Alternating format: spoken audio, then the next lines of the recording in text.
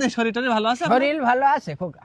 ECG করে দেখলাম, x-ray করি, আল্ট্রাসাউন্ড, শরীর ভালো। ইসিজি করেছেন কেন?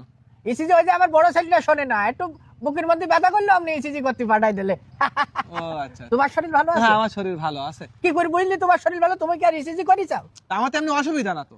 তারপরেও বলা যায় না। যাই হোক, ওই মসজিদ কমিটির আমি তো সভাপতি, আজ না সে তো কয়েকবার রানিং, তাই এমনি আমার ধরবার আছে তো, সামনেবার আবার কি বলেন, আপনার প্রশংসা সবসময় সবাই হ্যাঁ পারবে না কেন? তাই তো। আমার যে ফিটনেস, যে পোশাক আশাক, যে সাজসজ্জা, জি। এতে করে কিন্তু আমার সভাপতিতে যায়।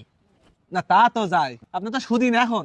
হ্যাঁ, আমার বাপ চাচা দাদাদের কাছে গল্প শুনেছি, এক সময় মানুষের ভুইতি জোন খাইতেছেন ধোঁয়া দেয় একেবারে, সে কষ্টটা তো আর নেই এখন, তাই না?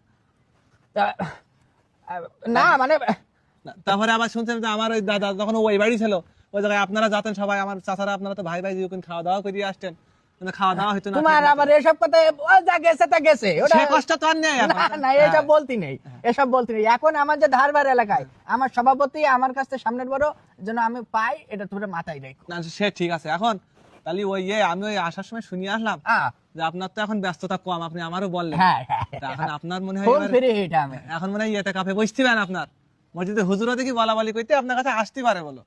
হ্যাঁ হ্যাঁ, আমার আপনার কাছে আসতে পারে, ইতে কাপে বসতে হবে। তুমি চলে যাও খোকা, ওটাই যাবো।